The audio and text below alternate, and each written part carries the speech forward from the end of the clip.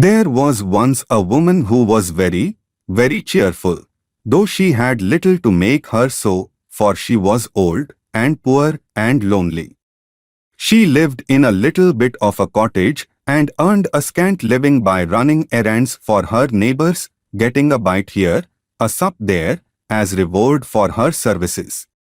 So she made shift to get on, and always looked as spry and cheery as if she had not a want in the world. Now one summer evening, as she was trotting, full of smiles as ever, along the high road to her hovel, what should she see but a big black pot lying in the ditch? "Goodness me," she cried, "that would be just the very thing for me if I only had something to put in it. But I haven't. Now who could have left it in the ditch?" And she looked about her expecting the owner would not be far off, but she could see nobody. "Maybe there is a hole in it," she went on, "and that's why it has been cast away. But it would do fine to put a flower in for my window, so I will just take it home with me." And with that she lifted the lid and looked inside. "Mercy me," she cried, fair amazed. "If it isn't full of gold pieces. Here is luck." And so it was, brimful of great gold coins. Well, at first she simply stood stock still, wondering if she was standing on her head or her heels. Then she began saying, "Locks? But I do feel rich. I feel awful rich." After she had said this many times, she began to wonder how she was to get her treasure home.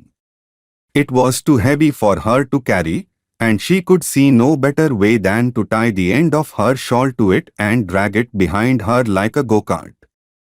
"It will soon be dark," she said to herself as she trotted along.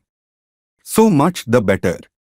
The neighbors will not see what I'm bringing home, and I shall have all the night to myself, and be able to think what I will do.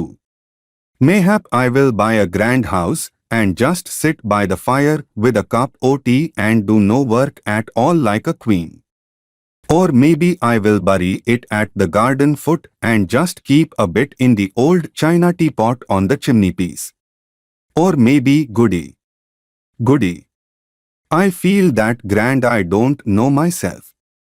By this time she was a bit tired of dragging such a heavy weight, and stopping to rest a while, turned to look at her treasure. And lo!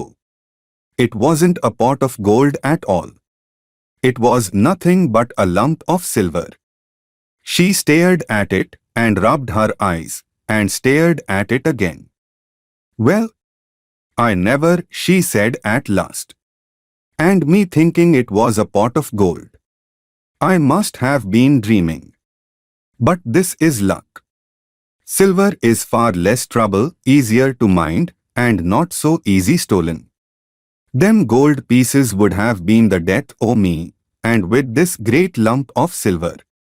So she went off again planning what she would do, and feeling as rich, until becoming a bit tired again she stopped to rest and gave a look round to see if her treasure was safe, and she saw nothing but a great lump of iron. "Well, I never," says she again. "And I mistaking it for silver. I must have been dreaming. But this is luck. It's real convenient.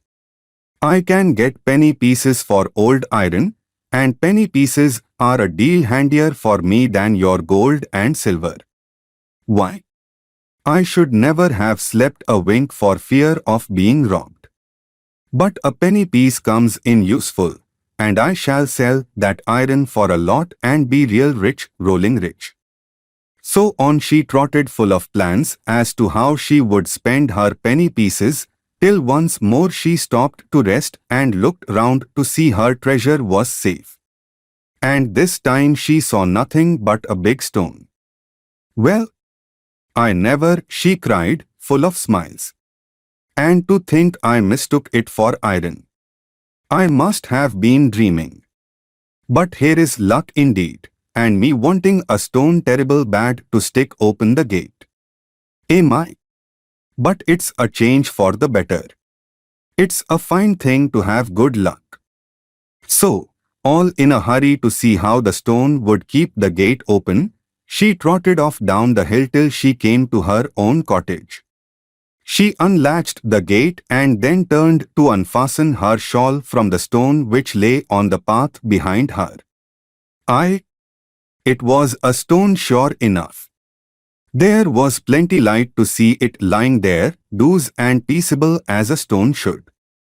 So she bent over it to unfasten the shawl and when oh my!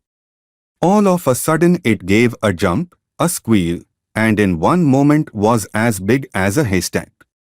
Then it let down 4 great lanky legs and threw out 2 long ears, nourished a great long tail and romped off, kicking and squealing and whinnying and laughing like a naughty, mischievous boy.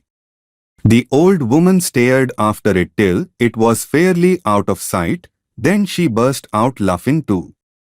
Well, she chuckled, I am in luck. Quite the luckiest body hereabouts. Fancy my seeing the Bogey-Beast all to myself, and making myself so free with it too. My goodness! I do feel that uplifted, that grand.